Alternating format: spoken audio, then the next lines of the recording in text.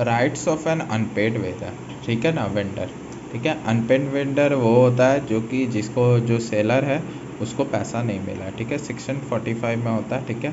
अब seller who has been partly paid is also unpaid, पूरा पूरा पैसा बाकी है या पार्टली बचा है, दोनों ही अनपेड होता है, ठीक है ना। अब क्या क्या राइट्स होता है, सबसे पहले अगेंस्ट द गुड्स के तरफ क्या क्या राइट होता है। सबसे पहले दिया हुआ राइट ऑफ लियन 47 सेक्शन में, ठीक है ना।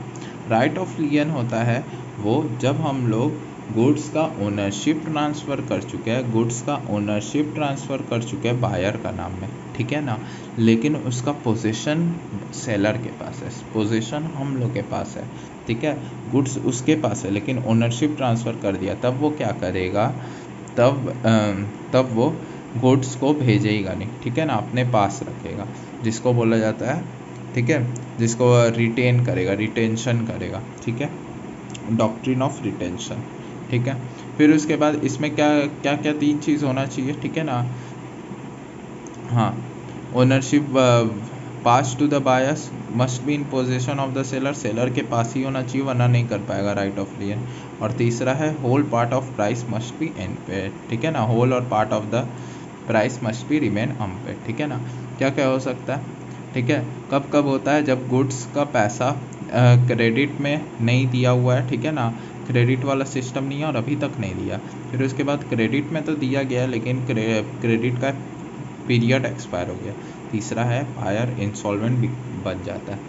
फिर उसके बाद right of stoppage of good in transit, ट्रांजिटी में रोक देना, डिलीवरी हो रहा और उसी के बीच में रोक देना, ठीक है, तो वो होता है, ठीक है।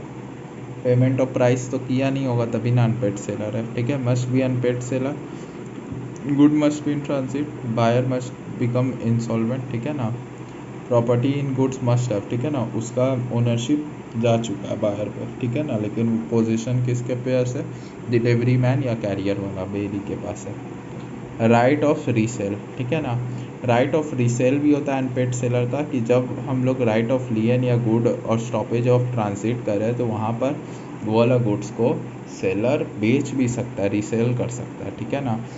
कब कब कर सकता है, जब गुड्स पेरिशेबल नेचर का हो, जल्दी ख़राब होने वाला हो, ठीक है ना। When seller expressly reserves the right of resale in case the buyer makes a default in the payment of price नहीं दे रहा है तो वो कर ही सकता है। Whether seller has exercised the right of layer stoppage and gives notice to the buyer his intention to resale the good, नोटिस भेज दिया कि तुम्हारा गुड्स हम बेचने वाले। ये तो हो गया गुड्स के अगेंस्ट क्या क्या है। अब देखते हैं राइट अगेंस्ट बायर। सबसे पहले सू कर सकता है प्राइस के लिए, गुड्स पूरा दे दिया, प्रॉपर्टी उसके पास है, पोजीशन भी बायर के पास है, पैसा नहीं दे रहा, ठीक है ना, क्या कर सकता है सेलर, डायरेक्ट उसको फंसा सकता है प्राइस के लिए कि प्राइस दो, ठीक है ना, पैसा दो गुड्स का।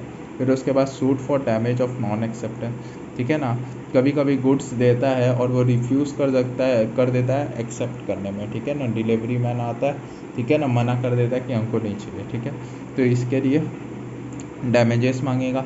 सूट फॉर रेपुडिएशन, ठीक है ना, हाँ, when the buyer repudiates the contract before date of delivery, ठीक है ना, ठीक है, तो डिलीवरी का डेट से पहले ही कैंसिल कर देता है, ठीक है ना, तो क्या होगा, contract as cancel and sue for damage, ठीक है ना, ब्रीच हो गया, कॉन्ट्रैक्ट ब्रीच हुआ है, ठीक है ना, वादा तोड़ा है तो सू कर सकता है उसके लिए।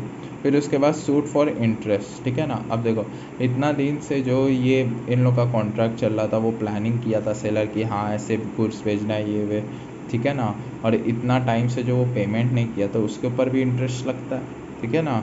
मनी तो हमेशा सेम नहीं रहता, ठीक है ना, इन्फ्लेशन होता है, कितना कुछ होता है, ठीक है, तो उसको इंटरेस्ट भी चाहिए, इतना लेट से पैसा दे रहा है उसके लिए अलग से इंटरेस्ट देना चाहिए, तो लास्ट में होता है सूट फॉर इंटरेस्ट, जितना पैसा दिया उससे प्लस जितना टाइम पे से वो पैसा नहीं दिया उस पर इंटरेस्ट भी लगेगा, ऐसे कैलकुलेट कर सकते हैं।